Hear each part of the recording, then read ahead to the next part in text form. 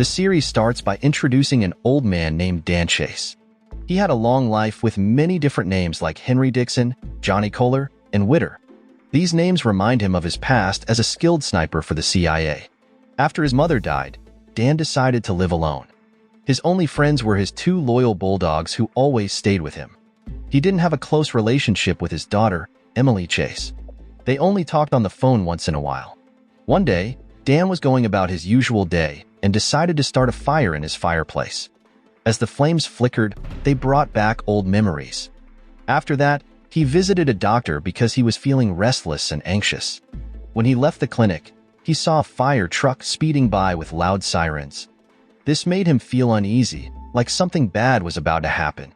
Trusting his instincts, Dan decided to move to a new home, leaving his old house, which he had deliberately burned down. In his new place, he set up a simple security system using cans and makeshift alarms. These were basic but effective, ensuring that any intruders would be detected before they could cause trouble.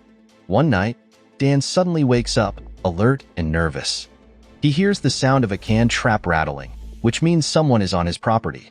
Reacting quickly, he grabs his gun. His bulldogs, loyal and protective, immediately attack the intruder. The trespasser refuses to say who he is, so Dan quickly takes him down, making sure he's no longer a threat. To make it look like self-defense, Dan fires a shot into the ceiling, trying to make it seem like he had no other choice. This careful move is meant to influence the police investigation in his favor. During the police questioning, Dan skillfully hides his real identity and motives, pretending to be a property entrepreneur.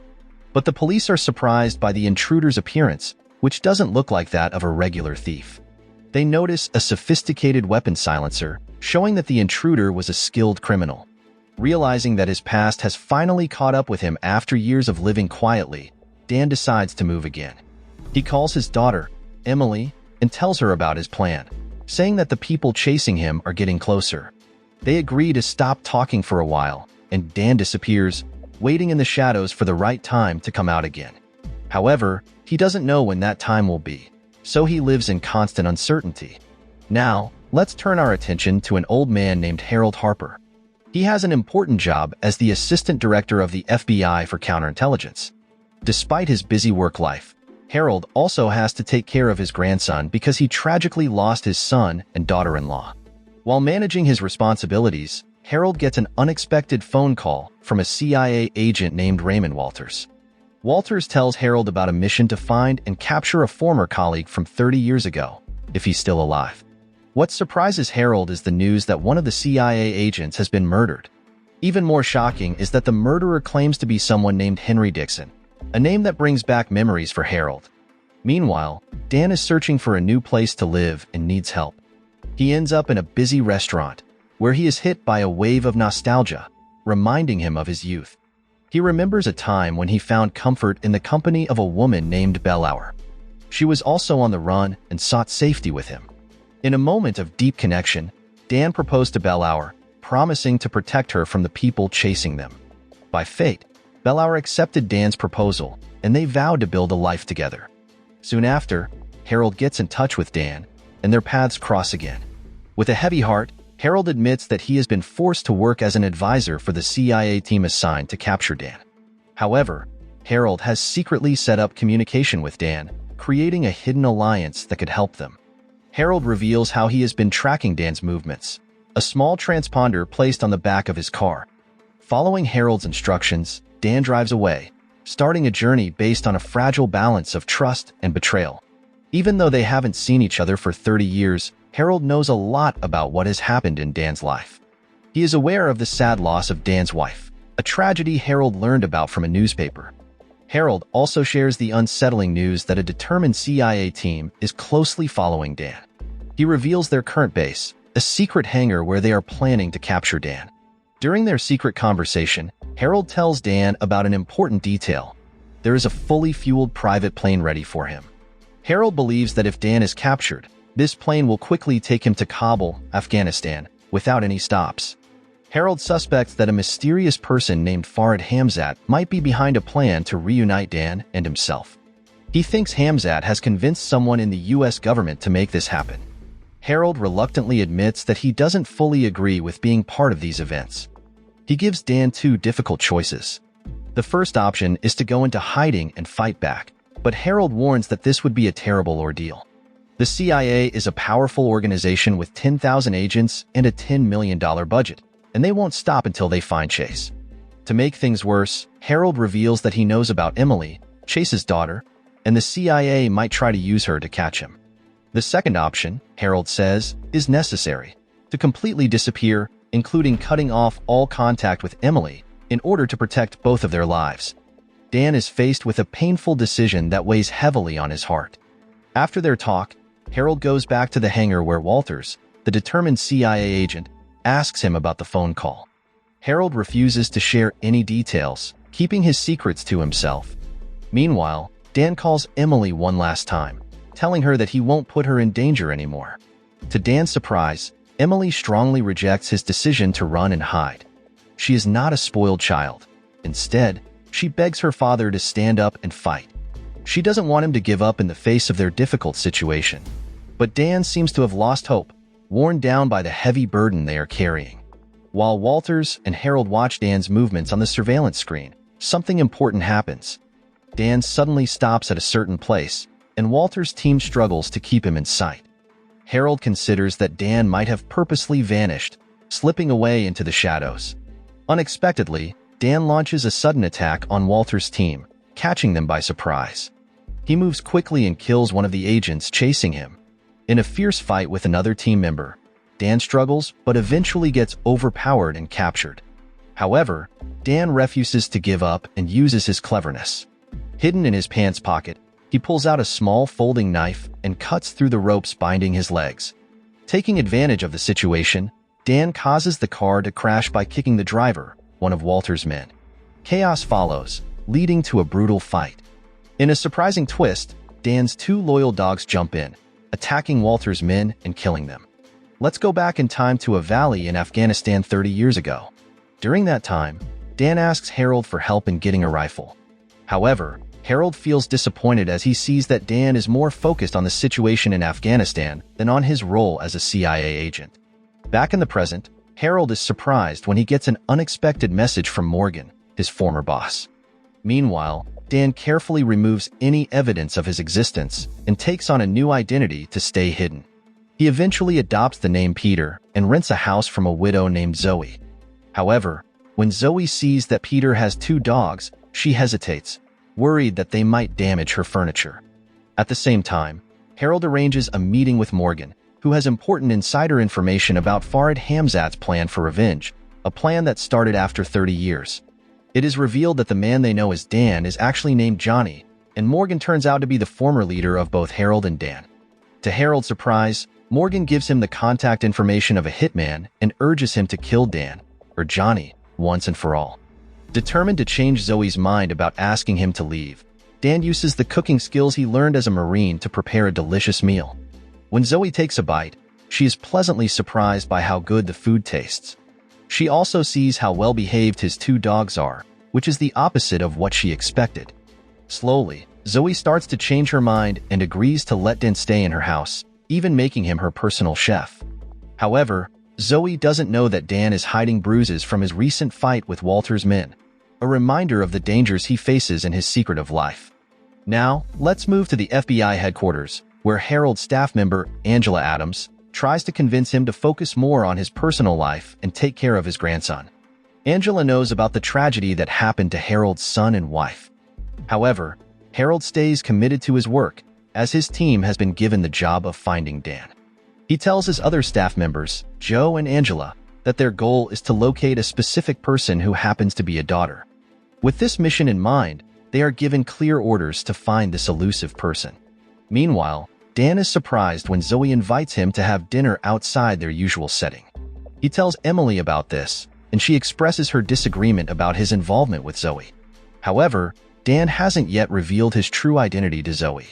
During this time, Dan and Zoe have deep conversations, sharing their life stories and forming a connection that brings them closer together. At the same time, Walters meets Angela at the FBI headquarters, where she has been helping with the hunt for Dan under Harold's leadership. Angela tells Walters how much she appreciates the knowledge and protection Harold has given her since she joined the FBI. Walters then shares important information about Farad Hamzat, explaining that he was a warlord during the Soviet Union's invasion of Afghanistan. Their current target is a trusted associate of Farad Hamzat, a skilled CIA sniper who fought alongside the Afghans and carried out a precise assassination, killing a general from 915 meters away. To their surprise, their target is none other than Dan, also known as Babuinu, the beast that devours everything. Walters also reveals that Harold once led the Islamic headquarters, where he oversaw CIA support for the Afghan Mujahideen in their fight against the Soviet Union. In a later scene, Dan and Zoe are on their way home when they come across a police checkpoint. The officers stop Zoe to check her driver's license. When one of the policemen looks at Dan, he briefly thinks something might be off. However, the thought quickly passes, and the police only ask Dan to take over driving because Zoe has been identified as having drunk alcohol. The next day, Angela gives Harold a surprising report. According to the report, Dan's daughter, Emily, supposedly died by suicide in 2003. However, Harold thinks that Emily faked her death because he knows about the regular phone calls she has with Dan. In secret, Harold also contacts the hitman recommended by Morgan, determined to find where Dan is hiding in Zoe's house. Meanwhile, a professional hitman named Julian Carson gets involved after Harold contacts him. Harold tells Julian to disable Dan instead of killing him. Harold makes this decision because he realizes that Walters has sent a SWAT team to capture Dan. However, Harold is also aware that there are many hidden details about their mission that haven't been revealed. The scene then takes us to an important moment in Dan's past. Dan, eager to fight with Farad Hamzat against the Soviet Union, asks Farad for help, even though the CIA refused to support them. Seeing Dan's strong desire to join the fight, Farad convinces his wife, who, unknown to Dan, is Bellow, the same woman who once sought safety with Dan when she was a fugitive. In a twist of fate, Bellow eventually became Farad's wife, linking their lives in an unexpected way. In the present, Dan tells Zoe that he has to leave her house suddenly. But because they have grown close, he offers her the chance to come with him to Montana. Zoe, however, says no, as she has responsibilities and connections in their town. At the same time, Zoe begins to suspect that Peter, who is actually Dan, might be a fugitive. Feeling deceived, she starts to worry that she might become a target too. Soon after, Emily contacts Dan, telling him she wants to talk to Zoe. Emily shares how she grew up with parents who were always on the run, using different names. She explains that names don't matter as much as the kindness and lives that Dan has saved. Emily reveals to Zoe that she is really FBI agent Angela Adams and lets Zoe decide whether or not to go with Dan. Emily also helps Zoe understand who Peter, or Dan, really is. Even with this new information, Zoe decides not to join Dan. However, as Zoe gets into her car, she hears gunshots. She looks back at her house and sees a bullet hole in the window.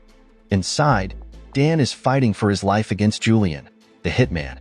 Instinctively, Zoe lets Dan's loyal dogs out to help him in the fight.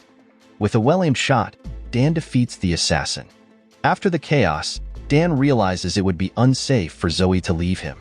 Meanwhile, the FBI team calculates that the SWAT team is about 15 minutes away from Dan's hiding place.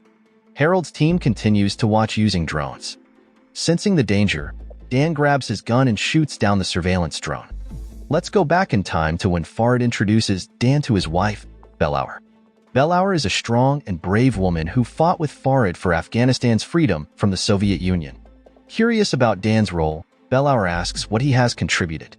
Dan explains that he has 4 cases of M21 rifles on the way, but Bellow isn't impressed. She sees him as just a skilled shooter who can hit targets up to 200 meters away. At this point, Farad steps in and explains that Dan is actually a professional sniper who can accurately hit targets from an incredible distance of 900 meters. This information amazes Harold and the others. Even Walters realizes that their target is no ordinary person. Harold confides in Walters that Farad has a lot of power within the US government and can get anything he wants. Harold believes that Farad's main goal is to capture Dan alive because 30 years ago, Dan took Bellow, who was Farad's wife. Harold also admits that he helped Dan during that operation.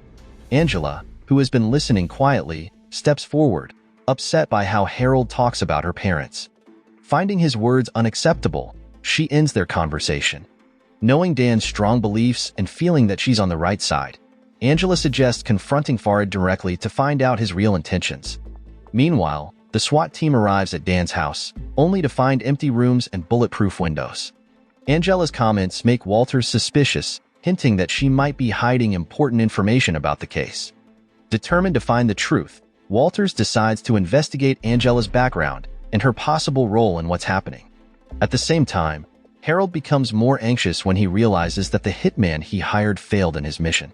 Meanwhile, Julian, the hitman who was shot by Dan, is barely alive and is in a car with his partner, Mike. Now, let's look at an important moment from Dan's past.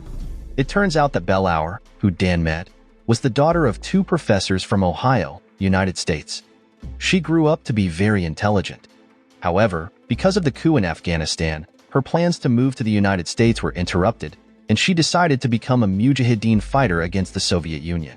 During this time, Dan kept his promise by delivering weapons that were dropped from an airplane, strengthening their growing connection. Back in the present, Dan urgently pulls Zoe out of the car trunk. Zoe's face shows fear as she realizes she is with a fugitive, a man being chased by both the CIA and FBI. Worried for her safety, Dan tells Zoe to let her son know that she is safe. Then, Dan and Zoe go on a 3-day journey, trying to avoid capture as they continue to run away. As Harold and Walter struggle to find Dan, Harold suggests to Angela that they should arrange a meeting with Farad Hamzat's lawyer. To Harold's surprise, Angela reveals a shocking truth about Dan and his wife. Unknown to Harold, Angela is actually Dan's daughter. Understanding the importance of this information, Angela secretly contacts her father and tells him about her upcoming meeting with Farad's lawyer, Nina Kruger. Dan tells Angela that Farad once believed that Bellow belonged to him, which is why he is seeking revenge and why all these complicated plans are happening now. The next day, Dan returns to his Henry Dixon identity, and Zoe takes on the name Marcia Dixon, a name previously used to protect Bellow's real identity. Zoe is unwillingly involved in the escape plan, with Dan promising her $500,000 as compensation. Although she is angry and hesitant, Zoe accepts the situation. Together, they move into an apartment that Dan had used before. Now, let's look at an important moment from the past. Dan and Farad are having a conversation at Farad's home, with the ongoing conflict as the backdrop. Bellow arrives, clearly exhausted from the battlefield. As they talk, an Afghan man comes forward, sharing the sad story of how Soviet soldiers brutally killed his family. Feeling the injustice and cruelty of what they have seen, Bellow says they need 300 soldiers and modern weapons to attack one of the Soviet Union's headquarters. Seeing an opportunity, Dan offers to sneak into the Soviet headquarters and take revenge on the soldiers for their actions. This brave and selfless act shows Dan's strong commitment to their cause and his determination to make a difference. In the present, Harold keeps in touch with the two assassins, Julian and Mike, who were hired by Morgan under Harold's orders. Julian admits to Harold that their first attempt to capture Dan failed because they underestimated him. However, Julian also reveals that their mission failed because someone leaked insider information to Dan, compromising their plan. Harold is shocked by this news, realizing there is a traitor in their operation. Because of this, Harold, Angela, and Walters arrange a meeting with Nina, Farad's lawyer. Nina knows about Dan's escape and is curious about Farad's real intentions. Harold then explains the connection between Dan and Farad's first wife, sharing important details about their relationship. At first, Nina, who claims to have worked for Farad for 10 years and has access to his most confidential information, finds it hard to believe. But when Harold mentions the name Bellow, both Nina and Angela are surprised. In fact, Angela is Bellow's daughter. Nina explains that Farad once deeply loved and admired Bellow, seeing her as his most trusted advisor because of her intelligence. However, everything changed when Bellow betrayed Farad and left him for Dan, also known as Johnny. Nina promises to contact Farad and find answers, asking Harold and the others to be patient. Let's move to a crucial moment from the past. Dan and Bellow carry out a secret operation during heavy rain and a thunderstorm. With deadly precision, they take down Soviet soldiers, one after another, including high-ranking commanders. None can escape Dan's accurate shots. Back in the present, Zoe receives a call from Henry's assistant, Squirt, who is actually Dan. Surprised by this and now knowing about Dan's ownership of a company, Zoe starts planning her next steps. Meanwhile, Dan meets with Zach, a key employee in his company. They discuss equity investments in arson mining and metallurgy.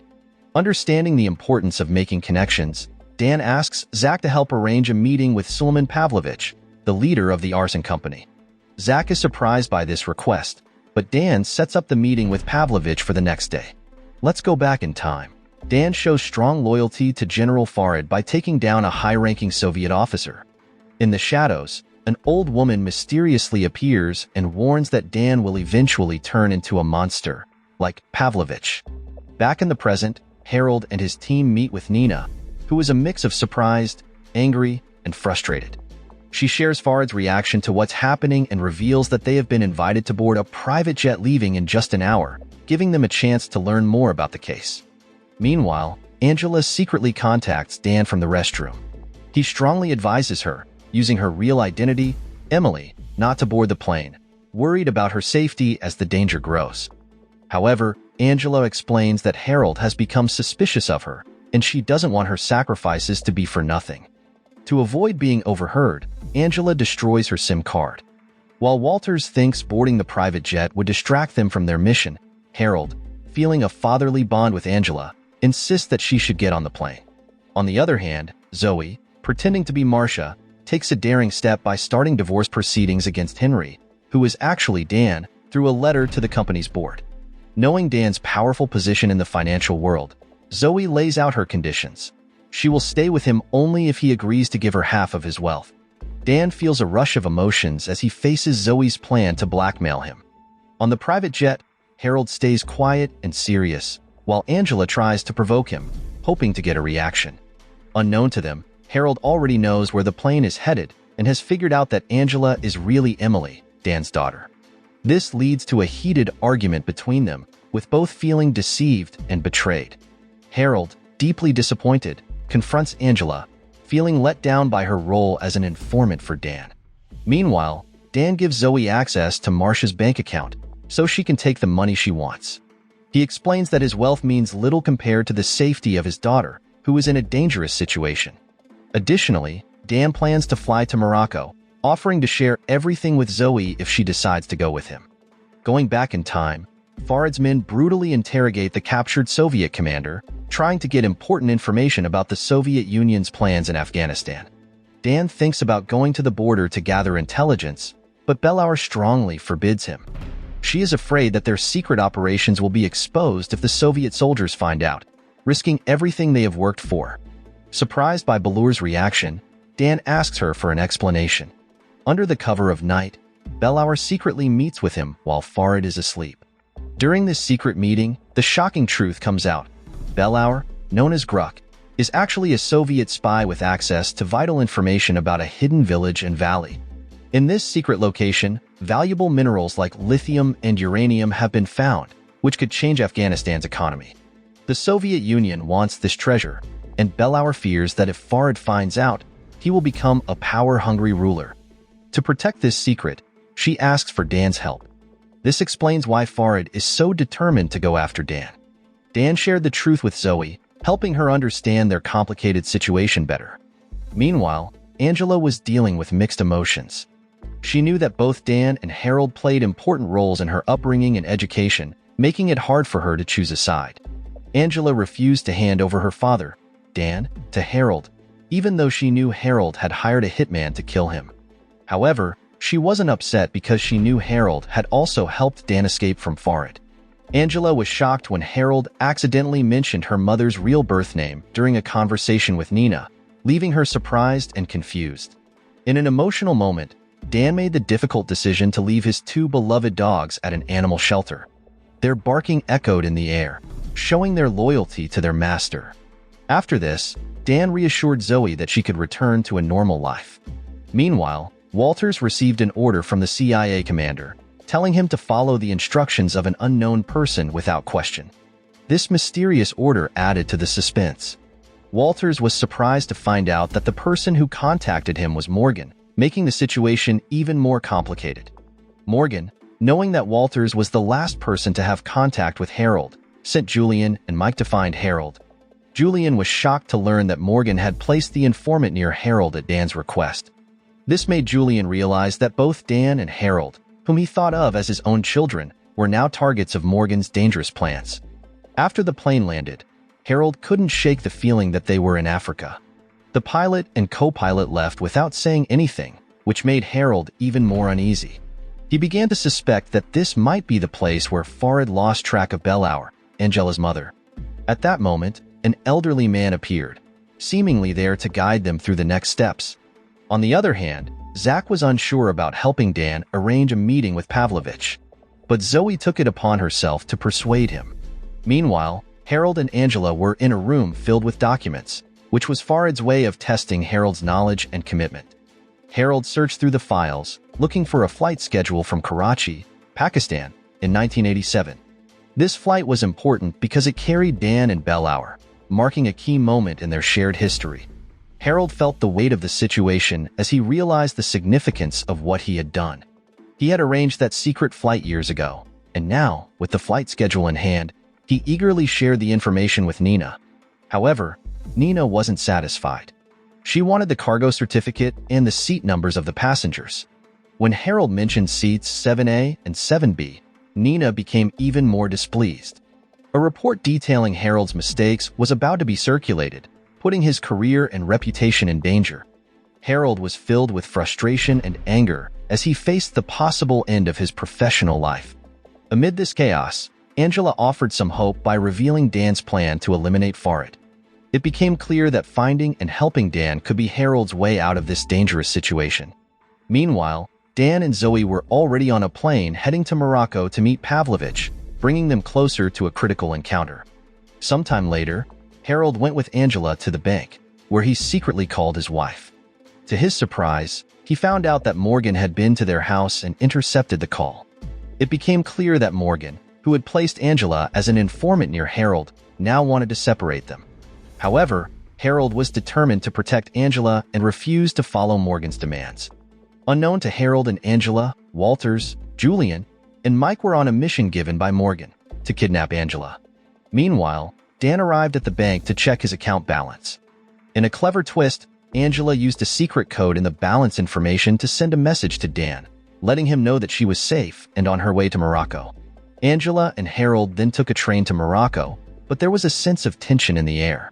Harold had found out about Angela's secret message to Dan through the account balance, revealing their ongoing communication as father and daughter. Even though their last meeting was in 2012, Angela explained that the danger around them forced them to rely on frequent phone calls instead. The risks were so high that Angela couldn't even attend her own mother's funeral, showing how complex their secret relationship was. Meanwhile, Dan and Zoe got on a high-speed boat, heading to meet Pavlovich. Dan had a plan to remind Pavlovich of his promise to take down Farad, setting the stage for events that could bring them closer to their goal. In an important moment from the past, Dan takes a bold step and frees Soviet commander Pavlovich. Pavlovich, thinking Dan is Farad's powerful right-hand man, feels a surge of fear. He doesn't know that Dan's real motive is to protect the secret he shares with Bellow. At the same time, Farad's instincts become sharper, sensing a possible betrayal. Despite his suspicions, he doesn't directly accuse Bellow, even though he knows about her nightly disappearances. Farad is determined to uncover the mystery that Bellow has become, knowing that solving one puzzle will lead to another. Yet, his love for Bellow stays strong. At the meeting spot, Dan writes a message on a piece of paper as a reminder for Pavlovich. When Pavlovich reads the message, an unspoken understanding passes between them, and Dan is invited into Pavlovich's inner circle. Meanwhile, at the train station, Harold finds himself surrounded by a group of FBI agents. Angela, realizing they need someone younger and more agile to face Farad, takes the lead in bringing Harold back. Reluctantly, Harold agrees, knowing there are no better choices. Unaware of Harold's urgency, Julian, the hitman working under Harold, disguises himself, hiding his true intentions. At that moment, Harold locks eyes with Walters, and a sudden realization hits him. Angela is in serious danger. Filled with urgency, Harold retraces his steps, desperate to find any sign of Angela, but she remains out of reach. Meanwhile, Zoe anxiously waits for Dan, not knowing that she is being watched by Nina, a woman who knows her true identity. The encounter surprises Zoe, leaving her both startled and curious about Nina's knowledge. Dan quickly wrote down the name Babinu, revealing that he was once Farad's powerful right-hand man, the one who had saved Pavlovich's life. Pavlovich shared that Bellow, whom he had trained as a Soviet spy, had met him on a university campus in Moscow.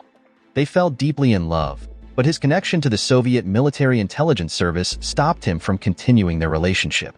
Nina put pressure on Pavlovich to deliver Dan to Farad, making the situation even more tense. In a fast and deadly display of skill, Chase fought off Pavlovich's men, giving himself a brief moment of freedom. However, true to his character, he spared Pavlovich's life again. In the chaos that followed, Nina approached Zoe, suggesting they form a risky alliance. But before they could talk further, security forces arrived, chasing after Dan. Acting quickly, Chase and Zoe managed to escape, fleeing on a speedboat that took them away from their pursuers. Meanwhile, Harold and his FBI team worked hard to piece together clues and finally found out where Dan was. With Angela's safety at risk, Harold begged Chase to help rescue her. Understanding the importance of the mission, Chase agreed to team up with Harold, fully aware of the dangers of facing Morgan. What they didn't know was that Angela had been taken to a secret location, unconscious and guarded by Walters, Julian, and Mike, who were all following Morgan's orders. However, a sense of unease began to build among them as Mike sensed something was wrong outside their hideout. In this tense moment, Harold managed to contact Walters, discovering Angela's location and using this information to secure her release. As Morgan and Farad's plans moved forward, the pressure increased. A nearby runway was being prepared for the aircraft, and Dan had to make a crucial decision. If he agreed, Angela would be set free, but if he resisted, Farad would take her captive. Harold confided in Walters about a mole within the FBI, revealing that Farad had an ally among them. In a selfless act to ensure Angela's safety, Chase made the difficult choice to board the plane. The weight of the situation was heavy on him, knowing that the outcome was uncertain. Memories from the past filled his mind, reminding him of the moment when Bellow had told him about a place that held the key to victory and wealth. This place was rich in uranium, which could change the course of the war. Bellow, determined to prevent Farad from becoming consumed by power and greed, had gone against his wishes. This act of defiance eventually led to Chase being banished from Farad's world, forcing him to seek help from Harold to escape from Afghanistan. In the present, Walters tries to convince Julian that they've been tricked by Morgan. Meanwhile, Harold pushes Dan to tell the truth about his past, especially about the time when he and Bellow escaped to the United States. Dan is hesitant to share, fearing that the truth could put Angela or Emily in danger.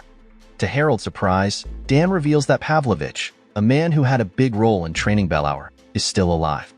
Pavlovich was once a Soviet intelligence officer and later became Farad's husband through an arranged marriage.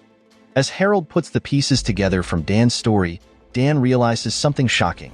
Bellow had also deceived him. She planned her escapes, took on different identities, formed new alliances, married Pavlovich and then Farad, and eventually became a CIA agent known as Dan. In a tense moment, Mike warns Julian about a threat from Farad's side. They suspect that Farad is planning to take Angela away from them.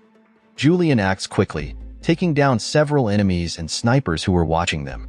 In a final confrontation, Julian eliminates a sniper hidden in a room, removing the immediate danger. Meanwhile, Walters and Mike rescue Angela and try to get away, but they encounter an unexpected obstacle, an old woman standing in the road. Without warning, she shoots and kills both Mike and Walters.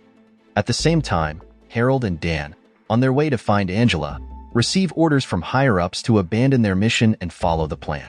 Ignoring these orders, Harold and Dan disable the agents who were supposed to escort them, determined to save Angela from Farad. In a series of intense actions, Dan manages to stop the guards' vehicles. But when they reach the location, they find the car that was carrying Angela and learn the tragic news that Mike and Walters have been killed, and Angela's missing. In a heartfelt conversation, Dan finally tells Harold the untold story. He reveals that during their escape, he and Bellow were not alone. There was another passenger that Harold didn't know about. Dan explains that he had a chance to kill Farad during their escape, but couldn't do it in front of Farad's daughter. Instead, he made the difficult choice to bring Farad's daughter, Angela, with them to safety. As the story continues, it becomes clear that Farad, Dan, and Harold have all grown older over the years. Farad's deepest wish is to be reunited with his daughter, Angela, who was taken away by Bellow 30 years ago. Angela, who has been known as Emily, finally arrives at Farad's house and reveals her real birth name, Farwana. Throughout her life, Dan and Harold have acted as father figures, playing key roles in raising and educating Angela. With these revelations, the first season of the series comes to an end. So the moral of the story is always have a backup plan, especially if your retirement involves dodging assassins, outsmarting the CIA, and accidentally becoming a gourmet chef.